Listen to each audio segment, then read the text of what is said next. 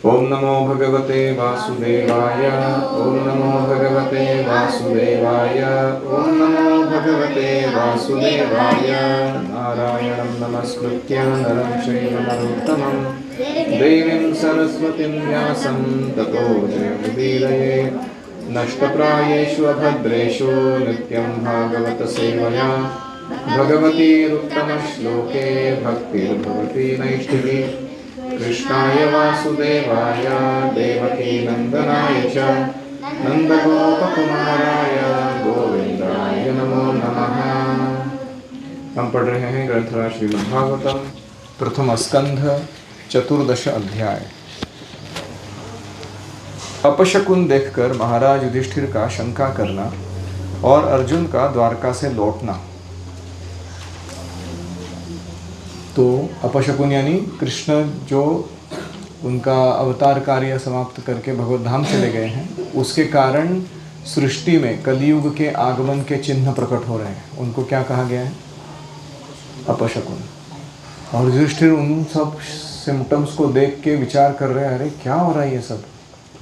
वो शंका कर रहे हैं और उसी समय कि उनके मन में अलग अलग शंकाएं आती है, कुशंकाएं आती हैं, कहीं कृष्ण तो नहीं चले गए धरातल छोड़कर। तो उसी के बीच में अर्जुन आ धमकता है उनके महल में और फिर वो अपनी स्टोरी सुनाता है कि क्या हुआ। वो इस अध्याय में हम देखेंगे। Ready? Eyes on the screen. सूत उवाच संप्रस्थिते द्वारकायां जिष्णौ बंधु दिदृक्षया ज्ञातुं च पुण्यश्लोकस्य कृष्णस्य च विचेष्टितम्। सूत गोस्वामी कहते हैं, स्वजनों से मिलने और पुण्य श्लोक भगवान श्री कृष्ण अब क्या करना चाहते हैं यह जानने के लिए अर्जुन द्वारका गए हुए थे। याद है आपको अर्जुन द्वारका गए थे? क्योंकि उनकी वाइफ कहाँ से है? सुभद्रा। उसके सारे रिलेटिव्स द्वारका में, तो वो भी स्वजन हुए उनके, अर्जुन के। और भगवान श्री कृष्ण अभी महाभारत तो युद्ध खत्म हो चुका है, युधिष्ठिर राजा बन चुके हैं, अभी इसके बाद पृथ्वी का शासन संभाल रहे हैं। इसके आगे करना क्या है ये जानने के लिए अर्जुन वहाँ गए थे। कई महीने बीत जाने पर भी अर्जुन वहाँ से लौटकर नहीं आए। बहुत महीने हो गए। धर्मराज युधिष्ठिर को बड़े भयंकर अपशकुन दिखने लगे। क्या क्या देखा उन्होंने? उन्होंने देखा काल की गति बड़ी विकट हो गई है। जिस समय जो ऋतु होनी चाहिए उस समय वह नहीं हो रही है। कभी ठंड में, जाड़े में बारिश हो रही है और कभी बारिश में धूप आ रही है। कुछ भी चल रहा है। सारे ऋतुओं का जो खेल है वो सारा बिगड़ चुका है। उन ऋतुओं की क्रियाएं भी उल्टी हो रही है। यानी ऋतु, जिस ऋतु में जो होना चाहिए उसके विपरीत कुछ हो रहा है। लोग बड़े क्रोधी हो गए हैं, लोभी और असत्य परायण हो गए हैं। अपने जीवन निर्वाह के लिए लोग पाप पूर्ण व्यापार करने लगे हैं। अपना जीवितार्थ चलाने के लिए, रोजी रोटी कमाने के लिए कुछ भी पाप करके पैसा कमाओ, ऐसा लोगों का वृत्ति बनते जा रहा है। सारा व्यवहार कपट से भरा हुआ होता जा रहा है। लोग परस्पर जो सरल भाव रखते थे एक दूसरे के साथ, सर्वे जनाः सुखिनो भवन्तु, वो सब छोड़ के अभी वो कपट धारण किए हैं। मैं इसको कैसे ठगूं और इसे सबसे ज़्यादा कैसे शोषण करवा के अपना हित करूं। यहाँ तक कि मित्रता में भी छल मिल रहा है। पिता, माता, सगे संबंधी, भाई और पति पत्नी में भी झगड़ा टंटा रहने लगा है। बड़े झगड़े चलते हैं लोगों के बीच। अब में से कितने लोगों ने अपने घर में कलह देखा है? अपने रिलेटिव्स में देखा है? तो ये क्यों है? कली काल के आ जाने से लोगों का स्वभाव ही लोभ, दंभ आदि अधर्म से अभिभूत हो गया है। लोगों के स्वभाव पर किसका हावी हो गया है? क्रोध और लोभ और दंभ। दंभ मतलब ढोंग करना, जो है नहीं वो दिखाना। ये फेसबुक, इंस्टाग्राम, वो क्या है? दंभ। लोग अपना एक ही साइड दिखाते हैं उसके ऊपर। मैं चमक रहा हूँ, मेरे पास गाड़ी है, मेरे पास ये डेस्टिनेशन में जाके मैं अपना ट्रिप करके आया हूँ, और उसके बाद वो रील ख़त्म होने के बाद कोने में जाके सुसाइड की गोलियां खा के मर जाता है क्योंकि उसका डिप्रेशन में हो व्यक्ति। तो ऐसे दंभ बहुत बढ़ गया है लोगों में। प्रकृति में भी अत्यंत अरिष्ट सूचक अपशकुन होने लगे हैं। अरिष्ट मतलब भयंकर घटनाएं, सुनामी, टोर्नाडोज, टाइफून्स, हरिकेन्स, बहुत प्रकार के भूकंप, ये सब बढ़ गए हैं अचानक। यह सब देखकर युधिष्ठिर ने अपने छोटे भाई भीमसेन से कहा, भीमसेन, अर्जुन को हमने द्वारका इसलिए भेजा था कि वह वहाँ जाकर पुण्य श्लोक भगवान श्री कृष्ण क्या कर रहे हैं इसका पता लगा कर आए और संबंधियों से भी मिलाए। तब से 7 महीने बीत गए हैं किंतु तुम्हारे छोटे भाई अब तक नहीं लौटे। मैं ठीक ठीक यह नहीं समझ पाता हूँ कि उनके न आने का कारण क्या है। कहीं देवर्षि नारद के द्वारा बतलाया हुआ वह समय तो नहीं आ पहुँचा है जिसमें भगवान श्री कृष्ण अपने लीला विग्रह का संवरण करना चाहते हो, यानी अपनी लीलाओं को समेटकर भगवत धाम वापस जाना चाह रहे हो। कहीं वो समय तो नहीं आया। उन्हीं भगवान की कृपा से हमें यह संपत्ति, राज्य, स्त्री, प्राण, कुल, संतान, शत्रुओं पर विजय और स्वर्ग आदि लोकों का अधिकार प्राप्त हुआ है। क्योंकि कृष्ण ने कृपा दी है इसलिए यह सब हमें मिला है। भीमसेन, तुम तो मनुष्यों में व्याघ्र के समान बलवान हो। देखो तो सही, आकाश में उल्कापात आदि, उल्कापात मतलब जो स्टार्स फॉलिंग बोलते हैं ना उसको, अलग अलग धूमकेतु वगैरह आते हैं, कुछ कुछ गिरते हैं, लुमिनस ऑब्जेक्ट्स जो होते हैं गिरते हुए दिखाई देते हैं आकाश में। पृथ्वी में भूकंप आदि मतलब बहुत सारे और भी, सुनामी वगैरह वगैरह। और शरीरों में रोग आदि, कितने भयंकर अपशकुन हो रहे हैं। अच्छा वाला व्यक्ति था, अचानक कैंसर हो गया, अचानक हार्ट अटैक आ गया, मर गया, 34 साल की उम्र में मर गया। ये अपशकुन है, ये अच्छा लक्षण नहीं है समाज का। इनसे इस बात की सूचना मिलती है कि शीघ्र ही हमारी बुद्धि को मोह में डालने वाला कोई बड़ा उत्पात होने वाला है। प्यारे भीमसेन, मेरी बाई जांघ, बाई आँख और भुजा बार बार फड़क रही है।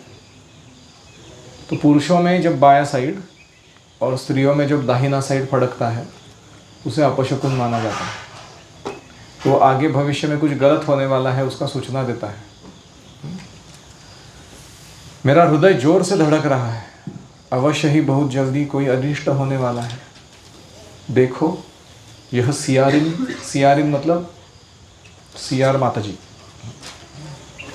शी जैकल, उदय होते हुए सूर्य की ओर मुंह करके रो रही है। उसके मुंह से तो आग भी निकल रही है।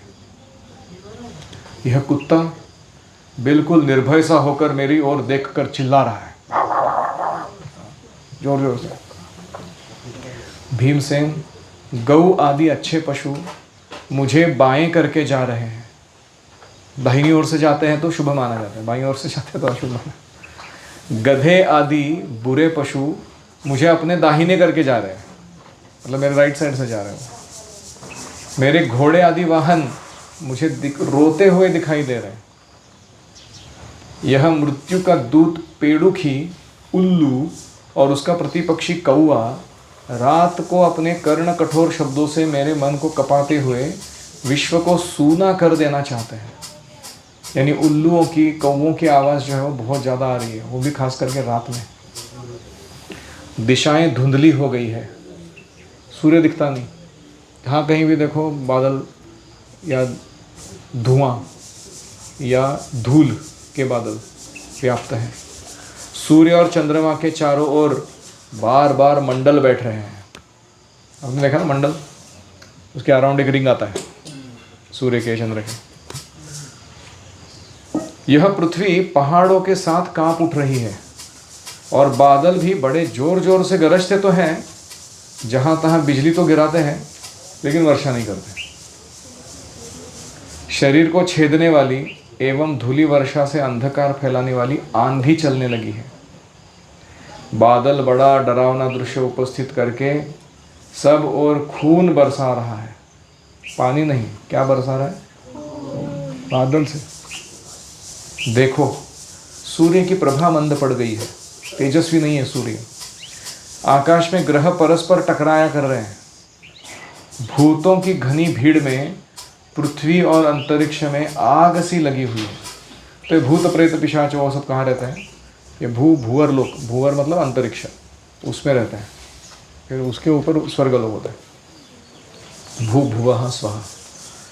तो इस प्रकार से वहाँ लग रहा है कि मानो आग सी लगी हो। नदी, नद, तालाब और लोगों के मन क्षुब्ध हो रहे हैं। अभी हाल ही में हमने देखा कि कैसे बड़े बड़े पानी के लोंडे आ रहे हैं उत्तराखंड में और बहुत सारी जगहों पर। पूरा गांव का गांव तबाह करके जाते हैं। अचानक क्या बोलते हैं उसको, ढग फूटी, क्लाउड बर्स्ट। इतना घमासान बारिश हो जाता है कि सब अचानक भर जाता है नदी का पात्र, और उसका प्रवाह इतना वेगवान हो जाता है कि बीच में जो है उसको तबाह कर देता है। घिसने पर आग नहीं जलती। आपको अनुभव है कभी तुलसी आरती में? तो व्यक्ति चालू कर रहे हैं, उसको जल ही नहीं रहा हो। यह भयंकर काल न जाने क्या करेगा। बछड़े दूध नहीं पी रहे, गौएं दुहने नहीं दे रही है, गौशाला में गौएं आंसू बहा बहा कर रो रही है, और बैल भी उदास से हो रहे हैं। ये सब क्या है? अपशकुन है।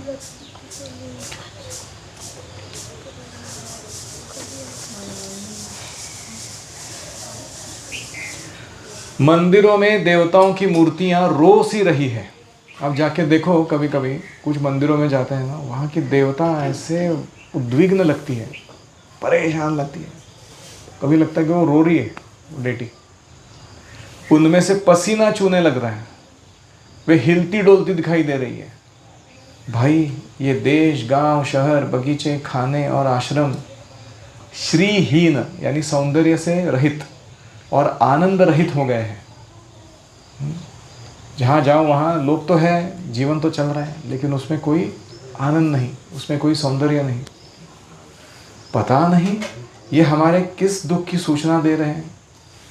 इन बड़े बड़े उत्पादों को देखकर मैं तो ऐसा समझता हूँ कि निश्चय ही यह भाग्यहीना भूमि भगवान के उन चरण कमलों से, जिनका सौंदर्य तथा जिनके ध्वजा, वज्र, अंकुश आदि विलक्षण चिन्ह और किसी में भी कहीं भी नहीं है, रहित हो गई है। यानी कृष्ण जिनके चरण कमल बड़े सुंदर हैं, वो इस भूमि को छोड़कर अभी चले गए हैं। इस कारण ये सब दिखाई पड़ रहा है। शौनक जी, राजा युधिष्ठिर इन भयंकर उत्पातों को देखकर मन ही मन चिंतित हो ही रहे थे कि द्वारका से अर्जुन लौटकर वापस आ गए। युधिष्ठिर ने देखा अर्जुन इतने आतुर हो रहे हैं जितने पहले कभी नहीं देखे गए थे। उनका मुंह लटका हुआ है, कमल सरीखे नेत्रों से आंसू बह रहे हैं, शरीर में बिल्कुल कांति नहीं है। उनको इस रूप में अपने चरणों में पड़ा देखकर युधिष्ठिर घबरा गए। मेरा भाई आया है, दंडवत डाला है, उठ के खड़ा भी नहीं हो रहा, रोए जा रहा है। देवर्षि नारद की बातें याद करके उन्होंने सुहृदों के सामने ही अर्जुन से पूछा, सबके सामने पूछना चालू किया, भाई द्वारकापुरी में हमारे स्वजन, अभी वो इनडायरेक्टली चालू करते हैं, कृष्ण चले गए कि नहीं ये प्रश्न डायरेक्टली नहीं पूछते वो सबके बारे में पूछते हैं, इधर उधर सबके लोगों जितने भी हैं उनको सबके बारे में पूछते हैं। फिर अंत में प्रश्न करते हैं कि क्या कृष्ण भी कुछ हो गया उनको, क्योंकि जिस चीज़ की आशंका होती है वो व्यक्ति पहले जानना नहीं चाहता, अगर वो सत्य हो गया तो प्रॉब्लम हो जाएगा। भाई द्वारकापुरी में हमारे स्वजन संबंधी मधु, भोज, दशार्ह, आर्ह, सात्वत, अंधक और वृष्णिवंशी यादव कुशल से तो है ना? हमारे माननीय नाना शूरसेन जी प्रसन्न हैं? अपने छोटे भाई सहित मामा वसुदेव जी तो कुशल पूर्वक है ना? उनकी पत्नियां हमारी मामी देवकी आदि सातों बहिनें अपने पुत्रों और बहुओं के साथ आनंद से तो है ना? जिनका पुत्र कंस बड़ा ही दुष्ट था, वे राजा उग्रसेन अपने छोटे भाई देवक के साथ जीवित तो है ना? हृदिक, उनके पुत्र कृतवर्मा, अक्रूर, जयंत, गद, सारण तथा शत्रुजित आदि यादव वीर सकुशल है ना? यादवों के प्रभु बलराम जी तो आनंद से है। वृष्णि वंश के सर्वश्रेष्ठ महारथी प्रद्युम्न सुख से तो हैं। युद्ध में बड़ी फुर्ती दिखाने वाले भगवान अनिरुद्ध आनंद से है ना? सुषेण, चारुदेष्ण, जाम्बवती नंदन सांब और अपने पुत्रों सहित ऋषभ आदि भगवान श्री कृष्ण के अन्य सब पुत्र भी प्रसन्न है ना? भगवान श्री कृष्ण के सेवक श्रुतदेव, उद्धव आदि और दूसरे सुनंद, नंद आदि प्रधान यदुवंशी जो भगवान श्री कृष्ण और बलराम के बाहुबल से सुरक्षित है, सब के सब सकुशल है ना? हमसे अत्यंत प्रेम करने वाले वे लोग कभी हमारा कुशल मंगल भी पूछते हैं? हम उनके बारे में पूछते रहते हैं, क्या वो हमारे बारे में कभी पूछते हैं? भक्तवत्सल ब्राह्मण भक्त भगवान श्री कृष्ण अपने स्वजनों के साथ द्वारका नगरी की सुधर्मा सभा में सुखपूर्वक विराजते हैं ना? याद है सुधर्मा? स्वर्ग से लाया था भगवान ने उसको। ऐसी सभा थी वो जहाँ बैठने के बाद बुढ़ापा नहीं आता था। मन और इंद्रियों के, बुद्धि के कार्य जो है वो परफेक्टली काम करते थे और वहाँ बैठा हुआ व्यक्ति को व्याधि नहीं होती थी, बीमार नहीं पड़ता था। ऐसा मीटिंग हॉल था वो, सुधर्मा सभा। तो स्वर्गलोक से लाया था द्वारका में। वो पारिजात जब उखाड़ कर लाया ना, उसी टाइम। तो वे आदि पुरुष बलराम जी के साथ, मतलब कृष्ण आदि पुरुष बलराम जी के साथ संसार के परम मंगल, परम कल्याण और उन्नति के लिए यदुवंश रूप क्षीर सागर में विराजमान है। यानी यदुवंश को क्षीर सागर की तुलना दी गई है और बलराम जी जो शेष हैं उनका साथ कौन रह रहे हैं? विष्णु, कृष्ण। तो ऐसे वो सुख से रह रहे हैं कि नहीं? उन्हीं के बाहुबल से सुरक्षित द्वारकापुरी में यदुवंशी लोग सारे संसार के द्वारा सम्मानित होकर बड़े आनंद से विष्णु भगवान के पार्षदों के समान विहार कर रहे हैं। यानी द्वारकापुरी कैसी है? पूरा स्पिरिचुअल वर्ल्ड ही है वो। वहाँ सारे जो लोग रह रहे हैं वो सारे आध्यात्मिक स्वरूप में अपने भगवान की सेवा में लगे हैं।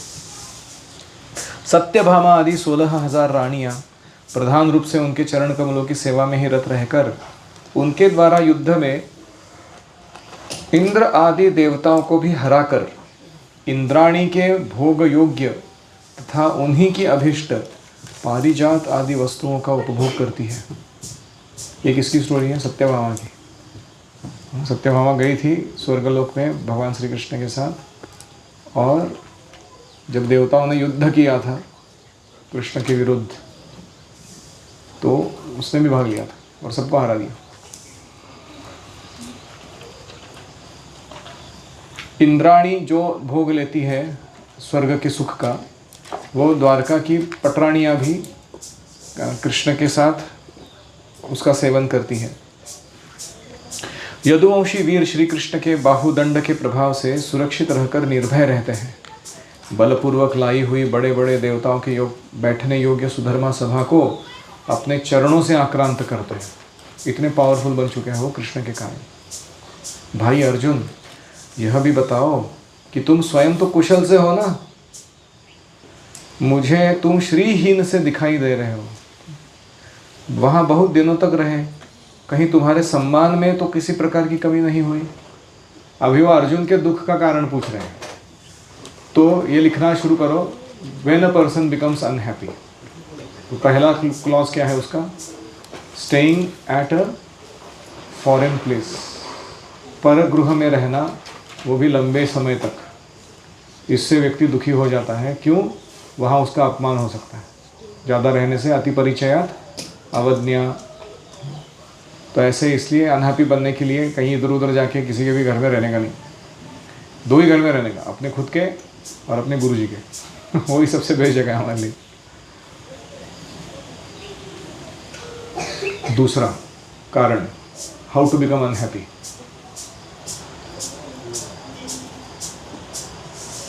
कहीं किसी ने तुम्हारा अपमान तो नहीं कर दिया?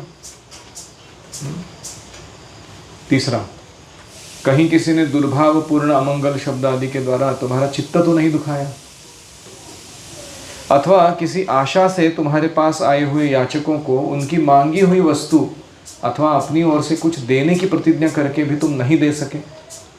क्योंकि क्षत्रियों के पास बहुत सारे याचक आते हैं, वो बोलते हैं कि ये करके दो, वो करा के दो, और वो संतुष्ट नहीं कर पाता तो उसे दुख होता है। प्रभुपाद जी कहते थे, जब आप गाड़ी में जा रहे हो और कोई भिक्षुक आता है आपके सामने और हाथ फैलाता है आपके सामने, और आप या तो कंजूस हो या आप डिसऑर्गेनाइज्ड हो, उसके कारण आपके पास ना प्रसाद है ना धन है उसको देने के लिए,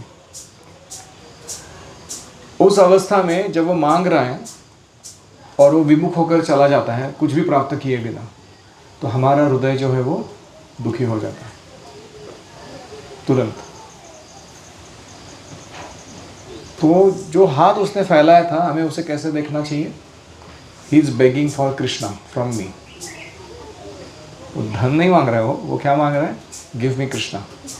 और हमारे पास कृष्ण है अलग अलग रूप में, हरि नाम के रूप में माला है जप करने के लिए, प्रसाद है, बहुत सारा सुविधा है हमारे पास, पिक्चर है भगवान का, कुछ तो है, महामंत्र है देने के लिए, लेकिन हम दिए नहीं कुछ। तुरंत हमारा हृदय जो है वो कठोर बन जाता है और बाद में दुखी बन जाता है। तो इसलिए कोई याचना करता है किसी चीज़ की, तो अगर वो योग्य है व्यक्ति और वो देने लायक योग्य है वस्तु, तो ज़रूर देना चाहिए। तुम सदा शरणागतों की रक्षा करते आए हो, कहीं किसी भी ब्राह्मण, बालक, गौ, बूढ़े, रोगी, अबला अथवा अन्य किसी प्राणी का जो तुम्हारी शरण में आया हो, तुमने त्याग तो नहीं कर दिया? कभी कभी लोग आते हैं, मुझे उस दिन बहुत बुरा लगा, यहाँ बाहर किसी ने 2 बछड़े नए जन्म लिए हुए जर्सी गाय के, एक दोनों भी बैल थे शायद, और ऐसे ही रास्ते पे छोड़ दिए थे, गाड़ी में आके ऐसे ही रख के चला गया। और वो बछड़े इतने छोटे हैं, उनको दूध पीने की भी अकल नहीं है ढंग से वो इधर उधर घूम रहे भटकते हुए। तो कोई व्यक्ति आया, उनको देख के मेरे पास आया, वो कहने लगा कि आपकी गौशाला में ले लो इनको, और मुझे उसको ना बोलना पड़ा। क्यों? हमारे पास क्षमता नहीं है ऐसा मेंटेन करने की आगे चलकर। तो वो मुझे बोल रहा था कि कुत्ते आके फाड़ के खाएंगे उनको, कुछ भी हो जाएगा उनके साथ। तो मैंने 2-4 जगह फ़ोन लगा के एक दूसरे गौशाला का नंबर ढूंढा, उनसे फ़ोन करके बात करवा के उनको उधर भेजा, बोला वो स्वीकार करेंगे उनको, अब ले जाइए उधर। लेकिन मेरे हृदय में मेरे को बड़ा दुख हुआ उसके बाद कि मैं उस समय मदद नहीं कर पाया, क्षमता न होने के कारण। तो ये जो लोग होते हैं, ब्राह्मण, बालक, गौ माता, बूढ़े, रोगी और अबला यानी स्त्री, इनको जो शरण में आया हो हमारे, कभी भी त्याग नहीं करना चाहिए।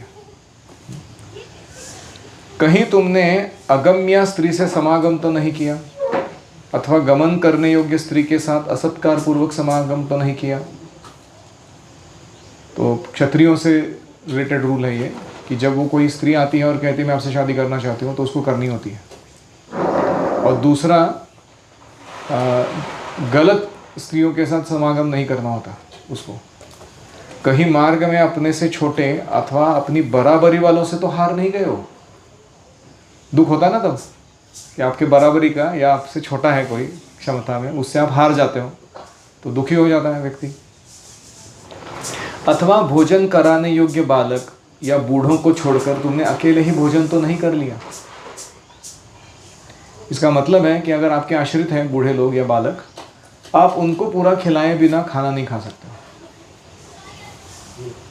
मेरा विश्वास है कि तुमने ऐसा कोई निंदित काम तो नहीं किया होगा जो तुम्हारे योग्य ना हो, यानी ऐसा कोई पाप करना या निंदापूर्ण कार्य करना जो हमारे को शोभा नहीं देता हमसे, वो करने से हम दुखी हो जाते हैं। हो न हो, अभी अंत में वो बात बोल ही देते हो। अपने परम प्रियतम अभिन्न हृदय परम सुहृत भगवान श्री कृष्ण से तुम रहित हो गए हो। मुझे मालूम है ये बात।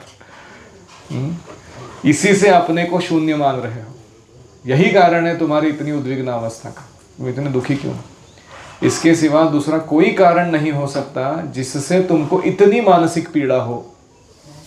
तो फिर कोई कहेगा इतने सारे लंबे चौड़े लिस्ट लगाने की जरूरत क्या थी, पहले सीधा यही पॉइंट बोल देते थे। तो वही बात है कि जब दुख होता है तो दुख को व्यक्त कराने के लिए भी एक प्रोसेसिंग टाइम देना पड़ता है। अगर वो व्यक्ति प्रोसेसिंग टाइम लिए बिना ही उस दुख को व्यक्त कर दे तो उसकी जान भी जा सकती है, उसके शरीर में व्याधियां घुस सकती है, बहुत कुछ उल्टा सुल्टा हो सकता है। जो डॉक्टर्स होते हैं उनको ट्रेनिंग दिया जाता है how to break a bad news, कि कोई किसी का रिलेटिव है उसको आईसीयू में डाला था, वो मर गया हो, तो डॉक्टर जब बाहर आते हैं तो वो कैसे बताते हैं उस न्यूज़ को, उसका भी ट्रेनिंग होता है। नहीं तो क्या होता है, इमोशनल ट्रॉमा, वो तो चला गया उधर, इधर 2-4 लोग और हार्ट अटैक में आ गए या कुछ हो गया उनको, additional by breaking bad news. तो इसलिए युधिष्ठिर सावकाश अपना पॉइंट रख रहे हैं सामने अर्जुन के, कि यही कारण है कृष्ण धराधाम छोड़कर चले गए हैं, इसलिए है अर्जुन तुम इतने दुखी दिखाई पड़ रहे हो। इति श्रीमद्भागवते महापुराणे पारमहंस्यां संहितायां प्रथमस्कंधे युधिष्ठिर वितर्को नाम, युधिष्ठिर के अलग अलग विचार नामक 14th अध्याय 14वां अध्याय। हरि ओम तत्सत। तो मैं प्रश्न पूछ रहा हूँ, उनके जवाब दीजिए। पहला, युधिष्ठिर महाराज ने किन किन लोगों के नाम लिए द्वारका के? कृष्ण के पुत्रों के, कृष्ण के 16,108 पटरानियों के, हाँ, सातवता, अंधक, वृष्णि, भोज वंश, उन सबके वंशों के लोगों का नाम लिया। कृष्ण के सारे सेवकों के नाम लिए। बलराम जी का नाम लिया, सुभद्रा और सारी जो स्त्रियां हैं द्वारका की उनके भी नाम लिए। कंस के पिताजी उग्रसेन महाराज, हमारे नाना जी शूरसेन महाराज, हमारे मामा जी वसुदेव, तो सबके नाम लिए उन्होंने। पूछा कि ये सब लोग ठीक है ना, सब सही चल रहा है ना? ठीक है। दूसरा प्रश्न, किन किन कारणों से व्यक्ति दुखी हो जाता है वो बताइए। क्या नहीं करने से उसको दुख आता है?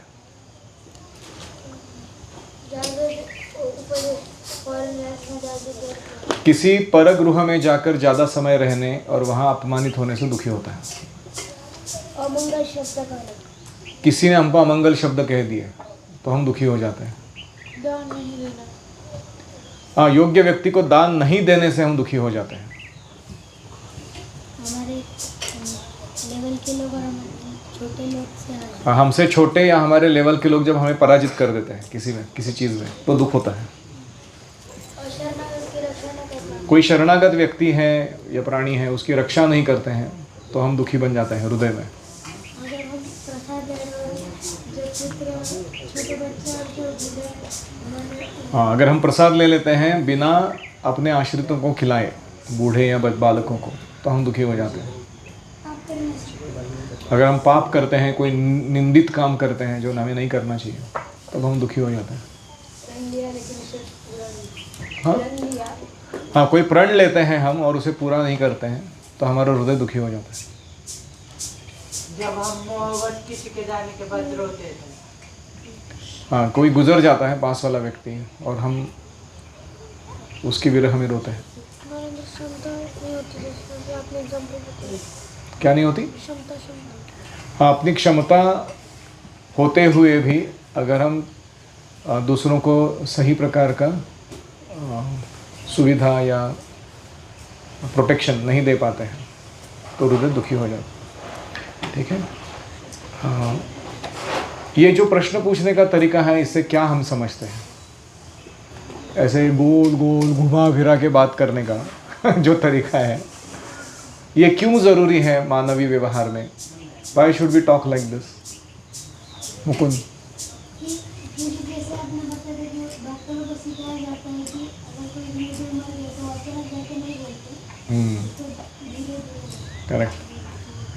जब परम पूज्य गोपाल कृष्ण महाराज का देहांत हुआ तो मुझे फ़ोन आया था कि अमोघ लीलापुर को ये न्यूज़ देना है। सबसे टेरिबल टाइम था वो मेरे लाइफ का। तो वो बोलने वाले थे to break the bad news बोलते ना। तो मैंने उनको, वो मुझे कहे कि उनको फ़ोन देना, मैं बात करता हूँ, और वो बताने ही वाले थे वो न्यूज़ को। तो मैंने उनको कान में बोला कि उनको पहले बोलो कि महाराज बहुत ही सीरियस है, ये मत बोलना कि बुजुर्ग है और आपको जल्दी बुलाया है मिलने के लिए। तो कभी कभी ऐसे होता है, you have to give shock in upgraded manner. अचानक दे दोगे तो कुछ भी हो सकता है व्यक्ति को। And even then he cried like a baby. मैंने देखा इतना रोए हो।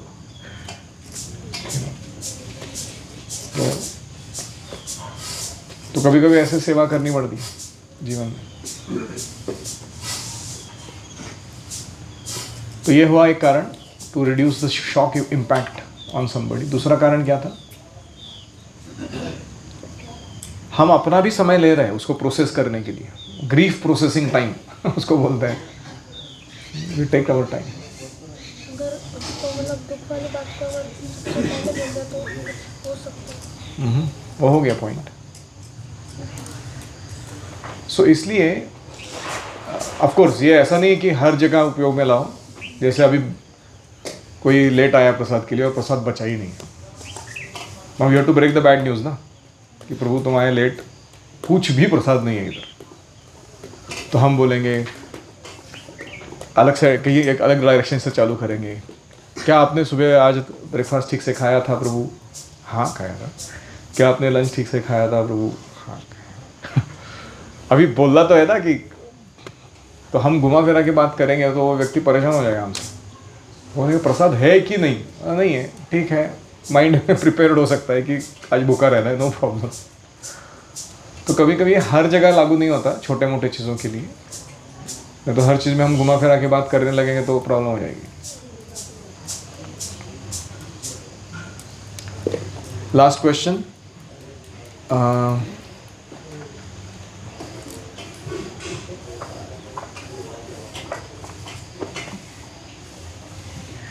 कलियुग के लक्षण बताइए।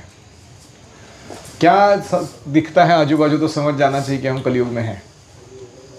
पुरुषों की लेफ्ट आंख, हाँ, बाई आंख, बाई भुजा या बाई जांघ जब फड़कती है पुरुषों की और स्त्री की दाहिनी, तो वह अपशकुन माना जाता है।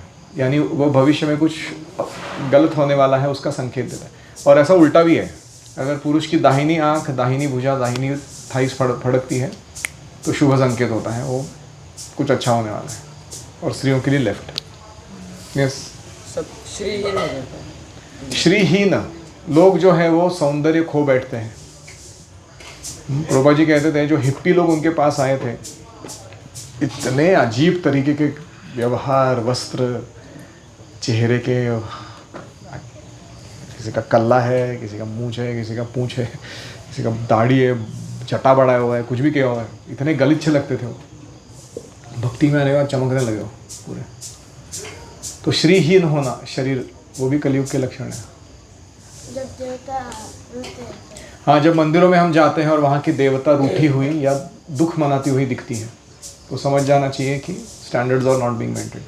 लड़ाई होना सब दूर होना। हाँ, हर छोटे छोटे चीज़ों में लड़ाई होना, ये भी कलियुग का लक्षण है। किस किस के बीच में? एक मिनट, सारे नाम पढ़ दो।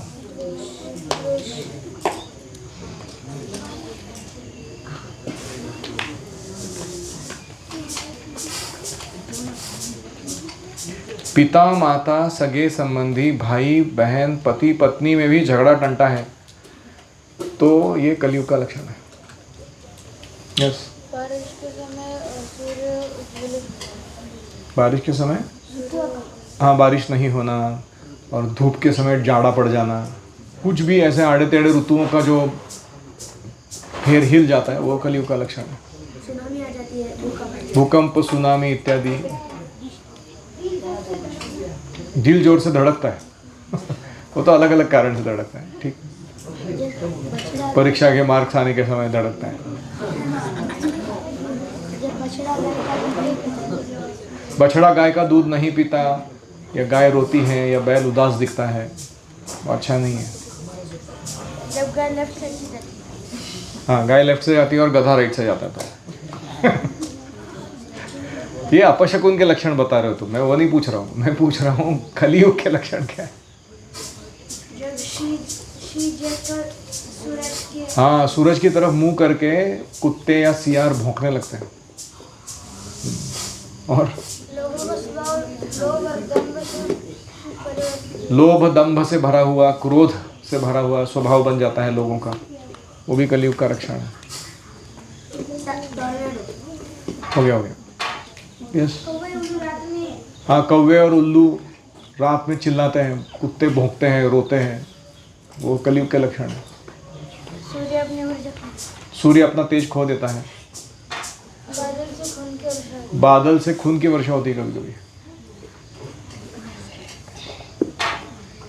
एनीवेज, तो ये कलियुग इतना भयंकर है, हमें करना क्या है? कलियुग पावन कलि भय नाशन, श्री सचिनंदन गाओ है। ये जो चैतन्य महाप्रभु आए हैं वो इसीलिए आए हैं, कली कुक्कुर कदन यदि चाओ है। कली जो कुत्ते जैसा परेशानी खड़ा करने वाला जो युग है, उसका अगर तुम्हें दमन करना है तो तुम्हें चैतन्य महाप्रभु की शरण लेनी होगी। और उनकी शरण लेने का अर्थ है उन्होंने दिया हुआ जो युग धर्म है, हरे कृष्णा कृष्ण कृष्ण हरे हरे, हरे राम राम राम हरे हरे, ये युग धर्म को स्वीकार करना होगा, तभी हम कलियुग के समस्याओं से बाहर निकल पाएंगे।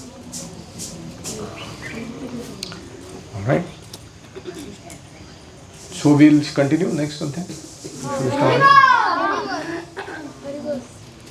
अथ पंचदशोऽध्यायः। कृष्ण विरह व्यथित पांडवों का परीक्षित को राज्य देकर स्वर्ग सिधारना।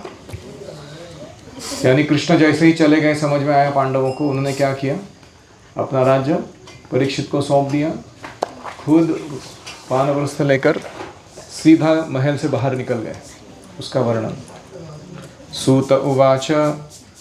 भगवान श्री कृष्ण के प्यारे सखा अर्जुन एक तो पहले ही श्री कृष्ण के विरह से कृश हो रहे थे, ऊपर से राजा युधिष्ठिर ने उनकी विषादग्रस्त मुद्रा देखकर उसके विषय में कई प्रकार की आशंकाएं करते हुए प्रश्नों की झड़ी लगा दी।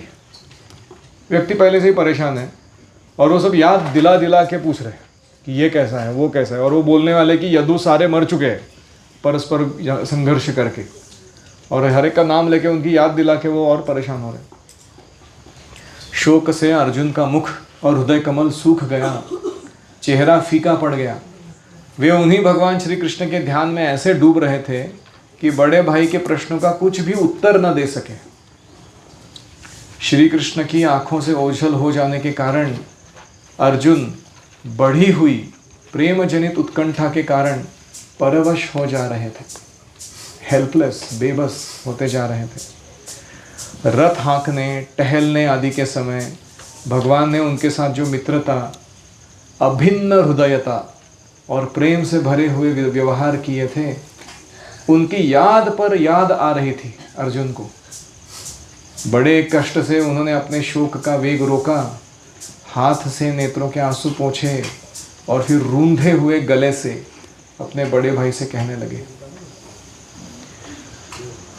तो कृष्ण का छोटा सा भी संपर्क व्यक्ति को अनादि अनंत काल तक मुग्ध रख सकता है। तो अर्जुन जैसे भक्त को, जिसको कृष्ण ने अपने साथ उठना बैठना खाना पीना सोना सारे कार्यों में इन्वॉल्व कर रखा था, उनका विरह कैसा होगा? वो कितने कृष्ण पर लट्टू हो जाएंगे। तो भगवान ने जो मित्रता दिखाई थी, अभिन्न हृदयता मतलब क्या है कि तुम्हारी बात मैं रखता हूँ, तुम जो बोलो वो करेंगे। इतना ही नहीं, to have a thinking in the same mode बोलते हैं उसको, अभिन्न हृदयता। और प्रेम से भरे हुए व्यवहार को याद कर करके अर्जुन दुख मना रहे थे। अभी अर्जुन उवाच, ये कुछ लोग जो है ना, ये बहुत महत्वपूर्ण है हमारे लिए।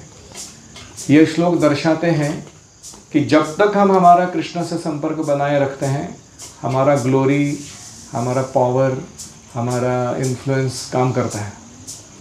और जैसे ही कृष्ण का संपर्क छूट जाता है, हम हतप्रभ, निस्तेज हो जाते हैं। वह अर्जुन अपने अनुभव से बता रहे हैं। वंचितोऽहं महाराजा हरिणा बंधुरूपिणा येन मे अपहृतं तेजो देवविस्मापनं महत् यस्य क्षणवियोगेन लोको ह्यप्रियदर्शनः उक्थेन रहितो ह्येषा मृतकः प्रोच्यते यथा।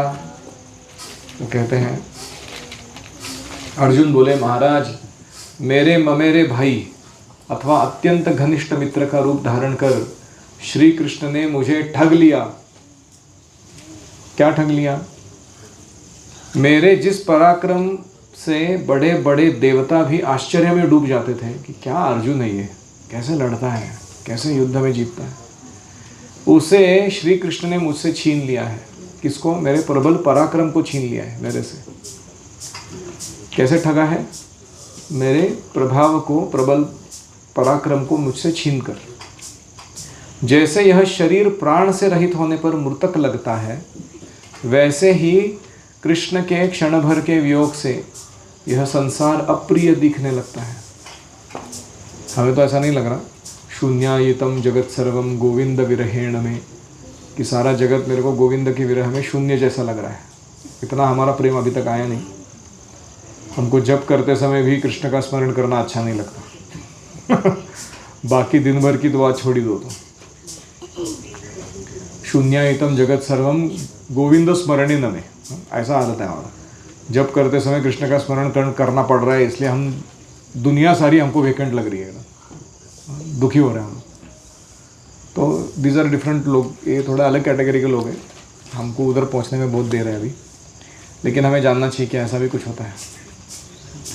जैसे यह शरीर प्राण से रहित होने पर मृतक दिखता है, वैसे कृष्ण के क्षण भर के वियोग से संसार अप्रिय दिखने लगता है। उनके आश्रय से, अभी अर्जुन याद करते हैं सारी ग्रैटिट्यूड अपनी, क्या क्या बारे में कृतज्ञ है वो। कृष्ण के आश्रय से द्रौपदी के स्वयंवर में राजा द्रुपद के घर आए उन कामोन्मत्त राजाओं का तेज मैंने हरण कर लिया था। यानी द्रौपदी को जीत कर लिया मैंने, और वो सारे राजा जो है परेशान हो गए। इतना काम वासना था उनके अंदर द्रौपदी को प्राप्त करने के लिए, सारे निष्प्रभ हो गए। धनुष्य पर बाण चढ़ाकर मैंने मत्स्यवेद किया और इस प्रकार द्रौपदी को प्राप्त किया था। किसके कारण? कृष्ण के कारण। कृष्ण ने ही कहा था उस स्वयंवर में जाओ, कृष्ण ने ही कहा था कि उस प्रतियोगिता में भाग लो। उनकी सन्निधि मात्र से मैंने समस्त देवताओं के साथ इंद्र को अपने बल से जीतकर अग्निदेव को उनकी तृप्ति के लिए खांडव वन का दान कर दिया था। ऐसे काम कौन कर सकता है? इंद्र को परास्त करना और अग्नि को खांडव वन दान में देना, जो वो ब्राह्मण के रूप में आ रहे हैं। समझ रहे हैं? अभी इंद्र इनके ही पिता है, अर्जुन के, जिनको इन्होंने परास्त किया था। फिर मैंने मय दानव की निर्माण की हुई अलौकिक कला कौशल से युक्त मायामयी सभा प्राप्त की। वो मय दानव ने क्या देना चाहिए वो भी कृष्ण ने बोला था, इससे ये मांगो, ये नहीं मांगना उससे, यंत्र विद्या नहीं लेना। उसको बोला एक सभा बना कर दो मुझे और इंद्रप्रस्थ बना कर दो। आपके यज्ञ में सब ओर से आकर राजाओं ने अनेकों प्रकार की भेंटें समर्पित की। किसके कारण? कृष्ण के कारण। 10,000 हाथियों की शक्ति और बल से संपन्न आपके इन छोटे भाई भीमसेन ने उन्हीं की शक्ति से राजाओं के सिर पर पैर रखने वाले अभिमानी जरासंध का वध कर दिया था। यानी भीमसेन को उसकी पावर किसने दी? कृष्ण ने दी। तदनंतर उन्हीं भगवान ने उन बहुत से राजाओं को मुक्त किया जिनको जरासंध ने महाभैरव यज्ञ में बलि चढ़ाने के लिए बंदी बनाकर रखा था। महाभैरव यज्ञ मतलब क्या? दुनिया के पावरफुल राजाओं को पकड़ कर लाओ, बंधक बना के रखो, और जब यज्ञ संपन्न होता है तो उसका सिर काट के उसको अग्नि में समर्पित करो। ऐसे राजाओं को पकड़ के लाया था जरासंध ने, उनको सबको कृष्ण ने मुक्त कर दिया।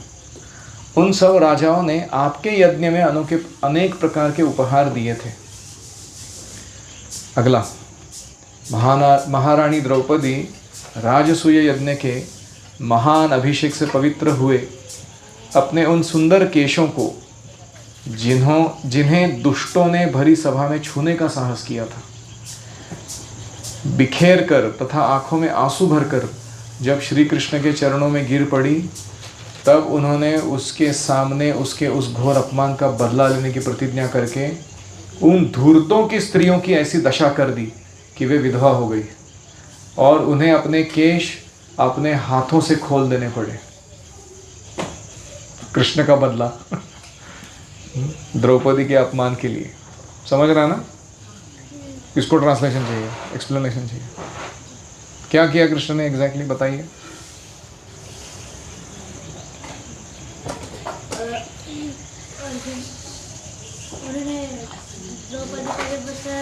द्रौपदी का अपमान किया, दुष्टों ने उसके केश को हाथ लगाए। कब? तब उन्होंने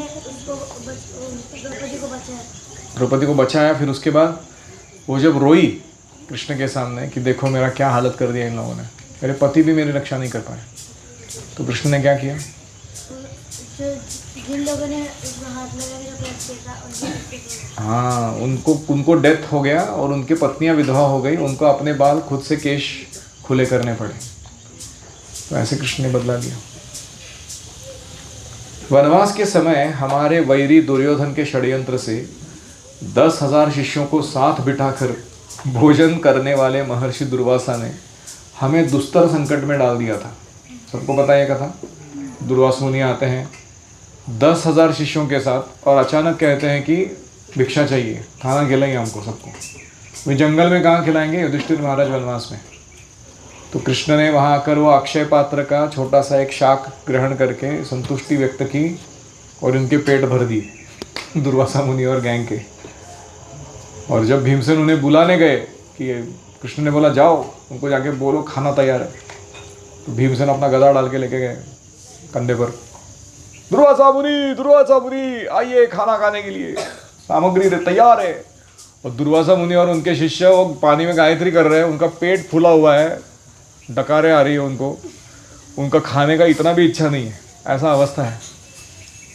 और वो सोच रहे अरे मैंने बोल तो दिया उनको कि खाना खाने आएंगे, लेकिन हमारे भूख ही नहीं है, एक कण एक्स्ट्रा नहीं खा सकते हम लोग, इतना पेट भरा हुआ है।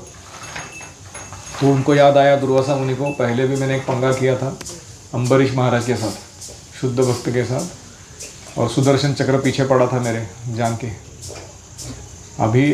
अब की बार युधिष्ठिर महाराज भी बड़े शुद्ध भक्त हैं भगवान के, खाना खाने नहीं जाएंगे तो बड़ा अपराध होने वाला है। वहाँ से दुर्वासा मुनि अपने शिष्यों के साथ भाग गए और भीमसेन को समझ में नहीं आ रहा है, वो मेरी गदा को देख के भाग रहे हैं कि किस कारण से भाग रहे हो लोग, मैं बुलाने जा रहा हूँ उनको, थोड़ी भगाने जा रहा हूँ। तो इस तरीके से कृष्ण ने उनकी सहायता की। उस समय उन्होंने द्रौपदी के पात्र में बची हुई शाक की एक पत्ती का भोग लगाकर हमारी रक्षा की। उनके ऐसा करते ही नदी में स्नान करती हुई मुनि मंडली को ऐसा लगा मानो उनकी तो बात ही क्या, सारे त्रिलोकी की तृप्ति हो गई है, क्योंकि कृष्ण संतुष्ट हुए थे। उनके प्रताप से मैंने युद्ध में पार्वती सहित भगवान शंकर को आश्चर्य में डाल दिया था।